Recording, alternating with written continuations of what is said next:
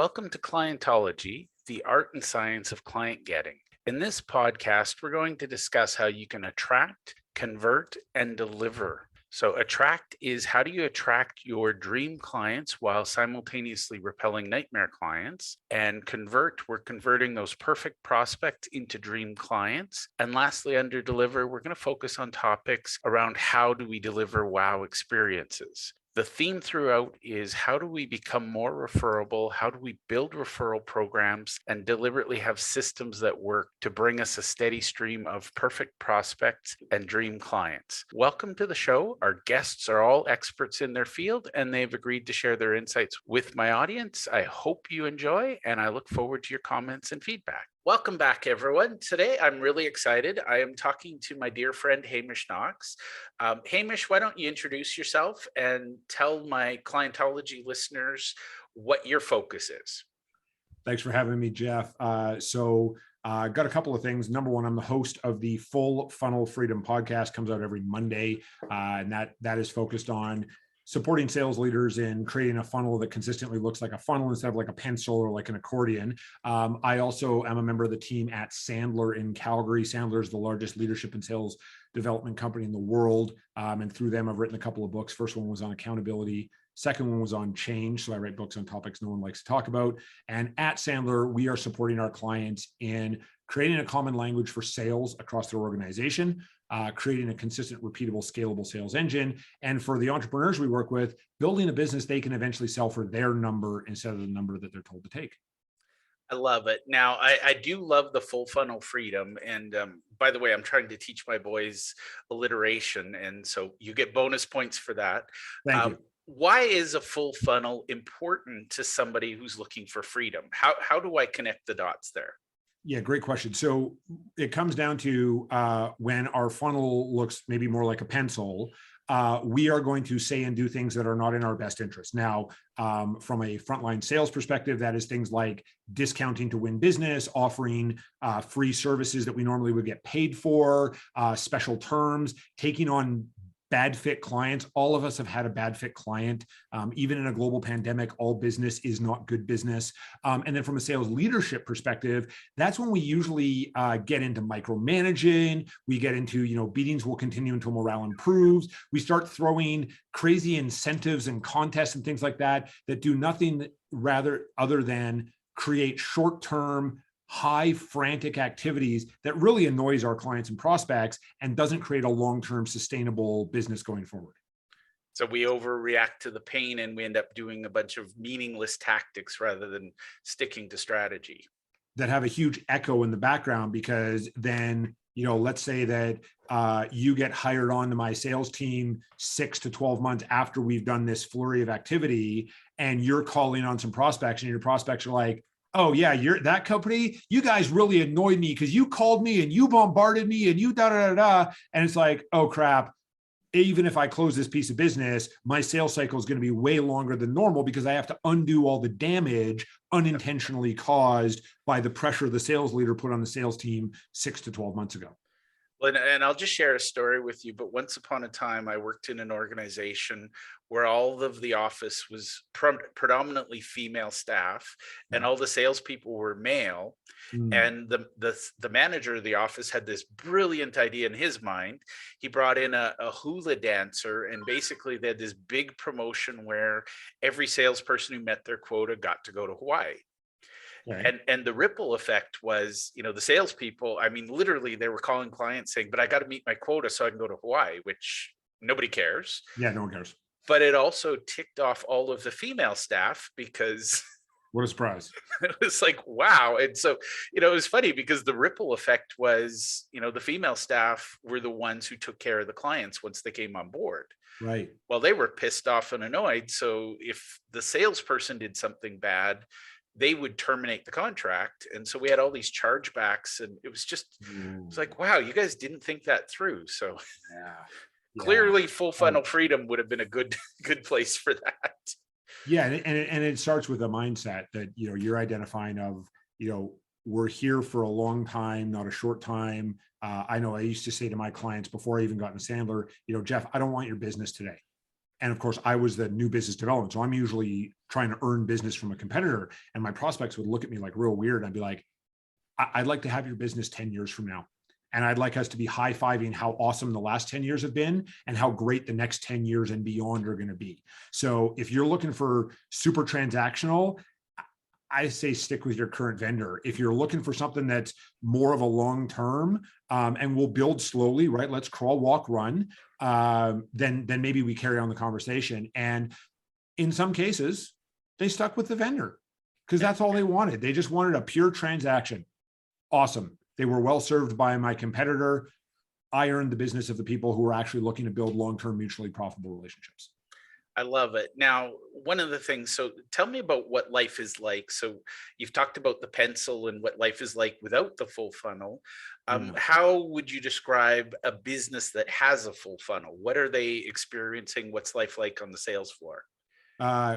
Tranquility, I guess would be the easiest way to say it. It is a contentment that we are doing the right proactive activities from a leadership, management, sales, customer care level to continue to make our funnel actually look like a funnel. And actually, really, it's more looking like an hourglass, right? Because you put net new at the top, you work them through qualify, close, you turn them over to implementation, customer care, whatever that might be, and then you turn them over to the expansion side. Now, sometimes the expansion is done by the same people who did qualify, close. Sometimes you have a specialized, now they're usually called account managers or farmers, which is very passive. For me, expansion is proactive. So full funnel freedom is a proactive mindset to creating certainty, consistency, and reliability in your cash flow. In fact, it really just makes cash flow more effectively. I love it. And one thing I'll reiterate for the listeners is, traditionally the model of funnel is, the client drops out, but reality is I like the hourglass because, really closing the sale is just the beginning of the relationship. Absolutely. And I think traditional funnels, it's, very transactional. It's like, oh, we got one, and it's like, where does that client go?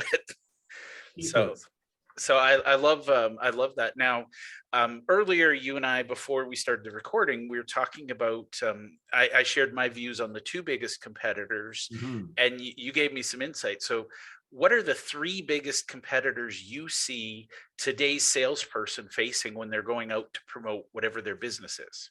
Yeah, thanks for asking. So number one is ourselves, right? David Sandler said salespeople usually beat themselves up in between their ears.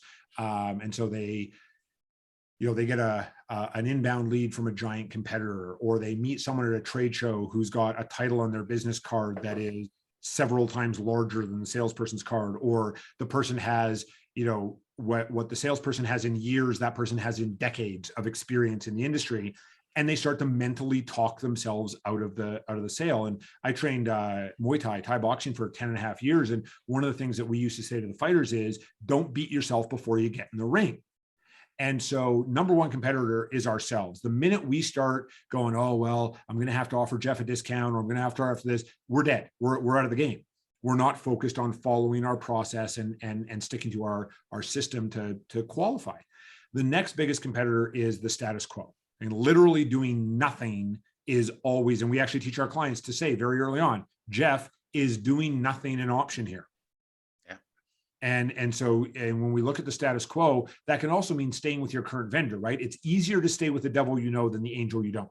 And there could be many compelling reasons to switch from the current vendor over to the salesperson's company, but the pull of the status quo is super strong. And then the last biggest competitor is the last salesperson that our prospect or client interacted with, because we're all salespeople. No one wants to talk to a salesperson. We're all evil and slimy, and we're just trying to magic the wallet out of our prospect's pants or jacket and make them buy something they didn't want. So let's say that, you are talking to a current vendor of yours, and that current vendor said, hey, listen, Jeff, supply chain, this, that, your prices are going up 10% as of May. And you're upset about that, like anybody would be. And then here's me coming along on, maybe it's LinkedIn, or maybe it's a video, or maybe I'm making a prospecting call. And, I know nothing of this because I wasn't involved in that conversation. But when you pick up the phone, I've got to wade through all of your emotions that you have about salespeople before we can even have a real business conversation. Right. I love it. And I think a lot of people, again, back to beating ourselves up, they personalize, whatever reaction they get, and they think, oh, this is me. Yeah. And I see a lot of great salespeople and entrepreneurs as well, personalizing things that really had nothing to do with them. Totally. It's one of the key mindsets that we teach our clients very early on. Leadership, sales, doesn't matter, it's never about you. Now, by the way, you can take that to an extreme, and it certainly could be about you. But in general, if I call you up, and I will make this quieter than for the audience so they don't blow their speakers, but I'm going to guess that at least some of the listeners have made a call on a prospect or even a client, and the phone rings and they went, "What?" Yeah. And right away you're like, "What did I do?" Well, you did nothing. Yeah. You just happen to be the next person that person happened to trip over, and now they're going to download all their stuff on you. And it's on us as professionals, whether, again, we're a leader talking to a salesperson or a salesperson talking to a client or prospect, to stay present, emotionally unattached, empathize, absolutely, but it's not about us. They're not attacking us. They are attacking the evil micromanager, who's not us, it's made up in their head, or the evil salesperson who's going to try to, again, magic their wallet and make them buy something that they didn't actually want in the first place. Yeah, I love it. Now, some of the questions I hear a lot with Clientology, it is twofold. One, it's about attracting dream clients, also about repelling nightmare clients. And, I think that you probably have some insights, but a lot of salespeople think, oh, every prospect's a good prospect. What would you say to that besides giggling at me? Well, I would say, number one, until we identify our ideal prospect profile or our ideal client profile, anybody who we trip over or who falls into our lap is an ideal client. And if you haven't had the experience of having a bad fit client and as one of my clients has, brain damage of attempting to manage that relationship, all business is not good business, as I mentioned earlier. So really locking down what does it look like? Who is the person that I want to work with? Who's that dream client? And if you are a current business, start with the clients you love the most. That's the easiest place. You don't have to create this from whole cloth. You already have them in your book of business. We also, as part of our support with the clients, really encourage them to create a common language, right? So in a lot of cases, we'll use like rabbit, deer, bear, elephant. We had a vegetarian client once who wanted like radishes and watermelons or something like that. One of our clients had a nautical name to them, so they used tugboats and oil tankers. Whatever it is, just stay away from small, medium, and large. And from a leadership perspective, what this avoids is, Jeff, got a hot lead. Got a hot one, Jeff. Got a hot one. By the way, the hot one said, yeah, you know what? I'm maybe possibly someday thinking about working with a company like yours. Yes. 90% of the funnel. Yes. and so let's just go on a slight tangent. What's the risk to a business? And you have a bottled product I'm going to ask you about. But what's the risk to a business when everybody's running around and said, I got a hot lead, and nobody's actually taken the time to define that? So there's several. So if we look at from a leadership perspective, as leaders, our only valuable is our time. And like, I know that the gentleman who introduced me to Sandler, he had 8 direct reports plus himself, right? So there's 9 people in his sales organization. He had 9 sales languages, right? He had his own sales language. Then he had 8 different sales languages. And there was a little bit of overlap. It's kind of like, trader pidgin language. But when he's trying to coach me or one of my colleagues on the team, he's like, okay, so hot lead to Hamish means that, da, da, da, da. And so it's a giant waste of time. It's also ridiculously hard to forecast, right? And cash is king in all businesses. Doesn't matter how large or small you are. And if you don't have an ideal client profile defined, by the way, which includes what's the average deal size in a bracket and what's the average sales cycle, ideally in weeks, could be in months in super long-term, large enterprise type sales. There's really no way to forecast. And if you're going to be a sales-focused organization, you have to have those two things. Then from a frontline sales perspective, a salesperson's only valuable is their time, which is all of ours, but also their information. And our prospects are taught to waste our time by making us jump through hoops that we don't really need to jump through, and then getting our information for free, which we call free consulting. And so from a sales perspective, if we don't have an ideal client profile defined, someone sends an email to info@company name and goes, "Hey, I heard you exist, send me a quote." And we're like, "Awesome, send." Why did I never hear from them?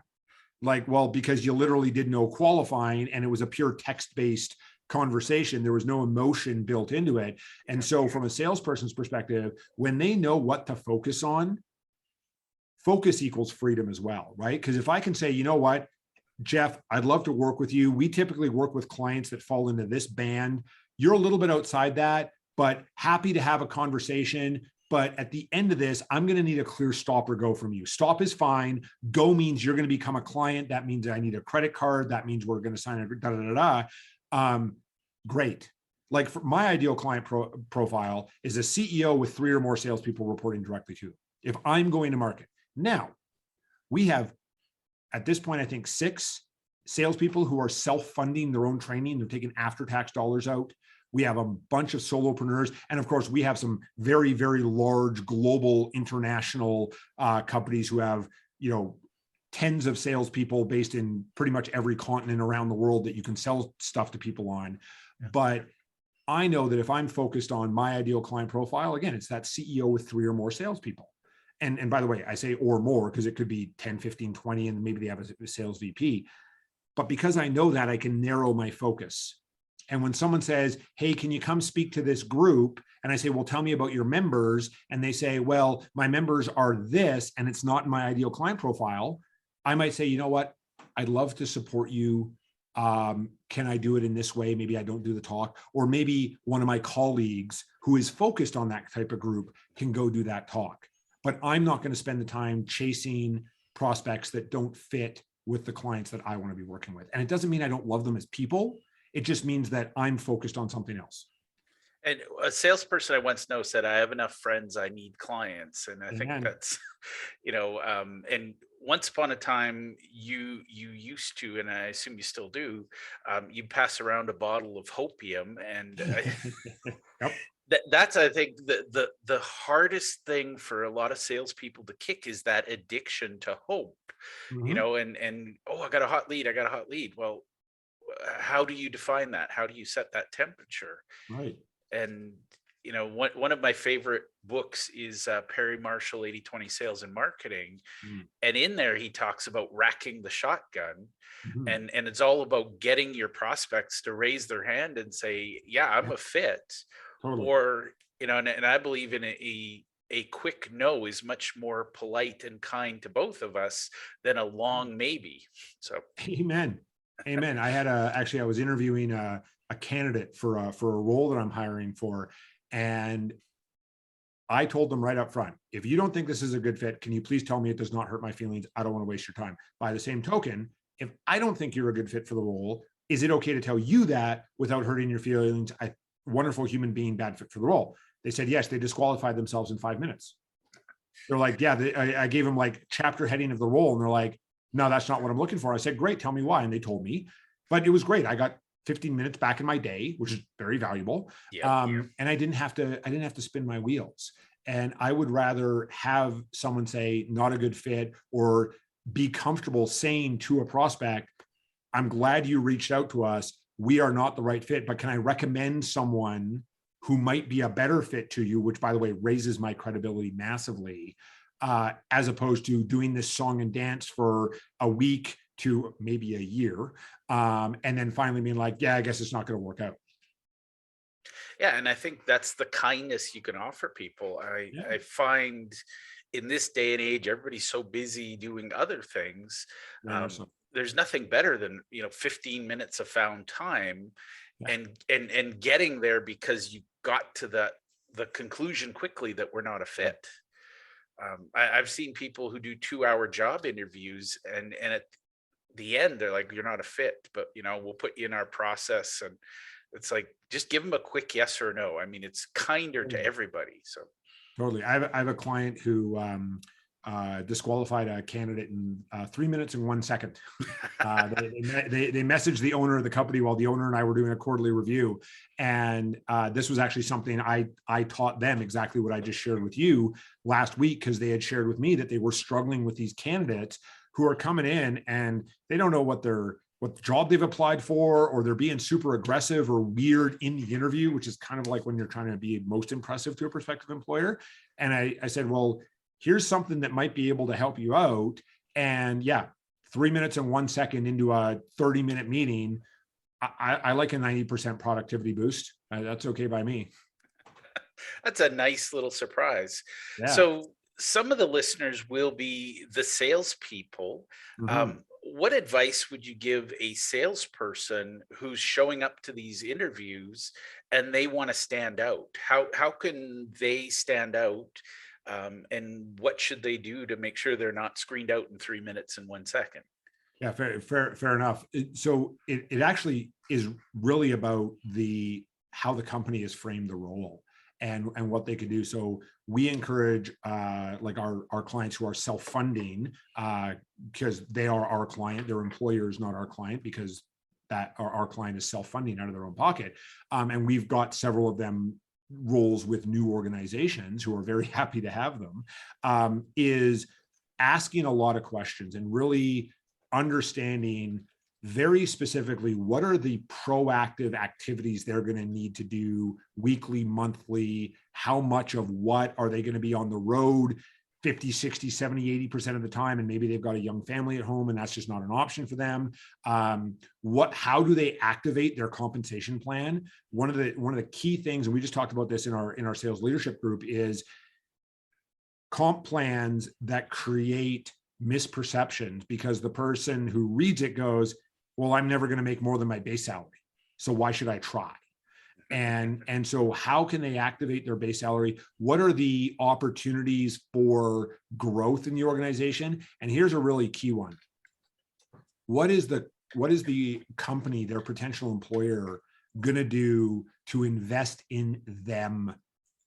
Because I've had lots of conversations with lots of entrepreneurs, especially, who hire the quote unquote veteran salesperson who's got 20 years of experience, which is really 1 year times 20. They're not actually learning anything. And they've got lots of great contacts who, by the way, will never buy from them, but they just go out and have beers because the salesperson's buying. It is to really help the candidate understand what is that person going to do to develop that salesperson if they become part of a team. And a couple of days going away to product school and maybe a self-directed course ain't going to help. And how is that potential employer going to effectively onboard them?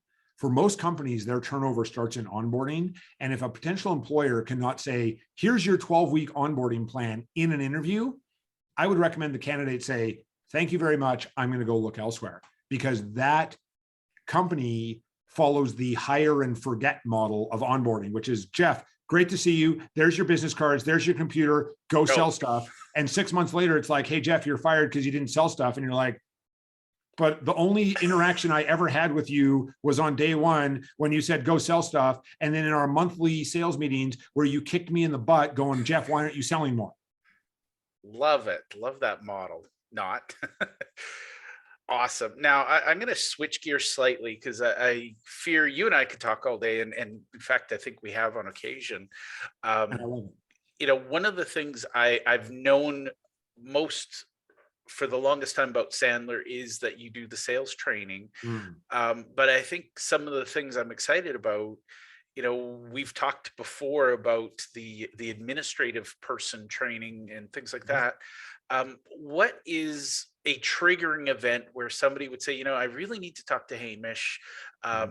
What's that starting process look like? And, I know we work with, the CEO with 3 or more salespeople, but tell me more about how that person would say, I need to pick up the phone and call Hamish. Yeah. Thanks for asking. So Sandler is actually the largest leadership and sales development company in the world. Most of our work these days is with top level executives and sales leaders of companies of all sizes. Could be, I can name some of them, like HubSpot, which is a partner of ours, and we've trained them, and Salesforce and LinkedIn and Cemex and Medtronic and Symantec. Some of you may have heard of these companies. They are, there's a couple of reasons, or a few reasons. So number one is revenue is not where they think it should be, right? So they set out a target, and they'd made all the adjustments for COVID and all that kind of stuff, and revenue is still not where they think it should be. It's growing, but it ain't growing the way they think it should be. Number two is revenue is just fluctuating. It's up, it's down, it's up, it's down, month to month, quarter to quarter, year to year. There seems to be no rhyme or reason.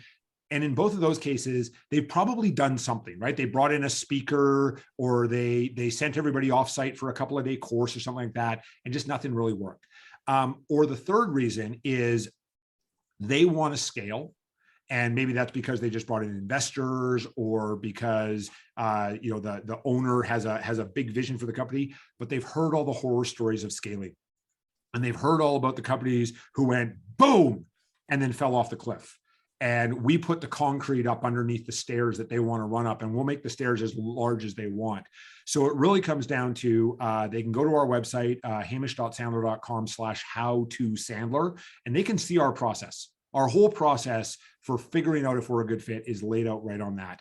And then after that, it becomes a conversation. Now, they're usually going to start talking to a member of my team, probably be a guy named Ethan.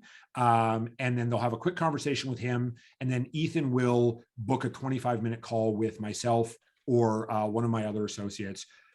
That 25-minute call is about, do we like each other enough to want to keep going? So we don't really talk about how much or how long or anything like that. We just talk about, where are you now? Where do you want to be? Here's how we typically work with our client. Is this at a fit at a high level? If it is, oftentimes they'll come as a guest. The best way to discover if we're a good fit is to sample our product, be a client for a couple of hours, talk to our clients at the break, experience what it's like.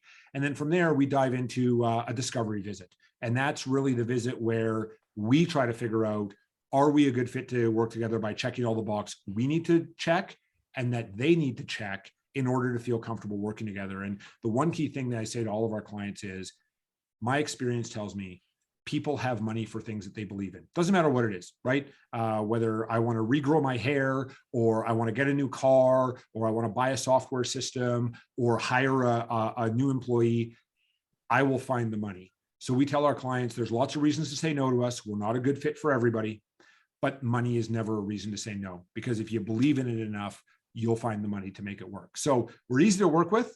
We follow a process because that's what we teach our clients, but very open to having conversations with ambitious and driven individuals who fit one of those three boxes and are willing to trust a third party to support them. I love it. And I think my thoughts would be, I meet a lot of founders who, they do everything, including building the sales team. Yeah. What would you say to somebody who is a founder and who's an expert at the thing that the company does, Yeah. who says, I can build my own sales team? Right. They probably could. They're going to build up a lot of scar tissue, which, as my friend Marcus Kauke says, is a really slow, painful way to learn. Number one thing I would say is they have to accept that they're the chief sales officer. We have a fractional sales management division that's run by my colleague Carrie, and we have occasionally worked with clients to set them up to build out a sales team. We're not recruiters or anything like that. We're guiding our clients as Sherpas. We're not going to carry them to the top of the mountain. One of the things that we make very clear to all of the founders, the entrepreneurs that we work with, is you're the chief sales officer for as long as you shall be the chief sales officer. And in fact, I wrote an article years ago called 4 Reasons Why It's a Terrible Idea for an Entrepreneur to Hire a Salesperson. And it was meant very tongue in cheek, because if you are going to scale, and in fact, one of my longest time clients runs an IT company here in Calgary, been a client for 9.5 years. When we first got engaged, he said, I'm going to be a CEO salesperson. And I said, what the hell does that mean? And he said, well, I'll have techs and admins and marketers and all that, but I'll do all the sales. I'm like, hey, cool, man, here to support you, whatever business you want to build. And a couple of years later, calls up and says, hey, I need your help hiring a salesperson. And I literally said to him, why would you do a dumb thing like that? And he said, well, unfortunately, through my work with you, my vision for my business has gotten bigger. And I realized that I can no longer be the only salesperson. And so we've actually supported him in hiring several salespeople, and hiring salespeople is a tricky business. They don't all work out. But the founder has to accept they're the chief sales officer. And the other thing is they have to build out some structures and some processes and some procedures, and they have to be willing to hold those salespeople accountable. Now, whether they're working with a fractional sales management service, they at the end of the day own the business. And they are the ones who those salespeople are ultimately accountable to. And if they're just like, listen, I want to go work on the thing, leave me alone, and hopefully my salespeople will scale, I would strongly recommend they bring in a co-founder who is going to head the sales team, or they at least get tangentially involved through a fractional sales management service, because otherwise it's going to go very badly for them, and they're going to build up a lot of scar tissue. And in fact, my colleague, unfortunately former colleague, Carl Scheibel, passed away in a road cycling accident a couple of years ago. That's how he actually became a member of the Sandler Network. Is he was on his fourth business. He had built and sold 3 businesses. He was on his 4th business, and he hired 2 salespeople at $250,000 base salaries. In 12 months, their sales rhymed with hero. You probably figured that one out. Yeah. And the end came when one of them tried to expense an $800 bottle of champagne for a dinner that both of them attended with a prospect who, again, said something like, yeah, maybe possibly a couple of years from now, we'd consider having you in to think about maybe working with you. So Carl, returned $500,000 to his bottom line, and then went out and said, I got to be the guy, because he just did that. He wanted to go just do the thing, and trusted these salespeople to sell, and they didn't. And so that really comes down to whether a founder is working with a fractional sales manager or not, they have to be the chief sales officer for as long as they own the business. I love that. That's some great insight. Now, for those that are listening, I'll share your contact details below. I really want to thank you for your time. Is there anything I haven't asked you that you'd like to give as a parting thought or an action tip for those that are still trying to figure out what's the next step? So, key mindset. Sandler said salespeople get paid on the information they gather, not the information they give. And so when you're designing your sales process, and there's a difference between a sales process and a system, the sales process is the what information do we need to gather at every interaction in order to qualify the prospect. And I'll tell you, it's like a series of check boxes. And for our clients who have implemented this, number one, their salespeople get a lot more productive because, again, focus, right? They're focused on gathering this information. They spend a lot less time with bad fit prospects, and their prospects who they do turn into clients are way more satisfied. And in fact, have said things like, you're the first person to ever listen to me. What a funny concept to actually Crazy. Listen to your prospects. Crazy. Well, Hamish, I want to return you back to your day. I know you're busy, and I really appreciate it. So thank you for your time today, as always. Yeah. Thanks for having me, Jeff.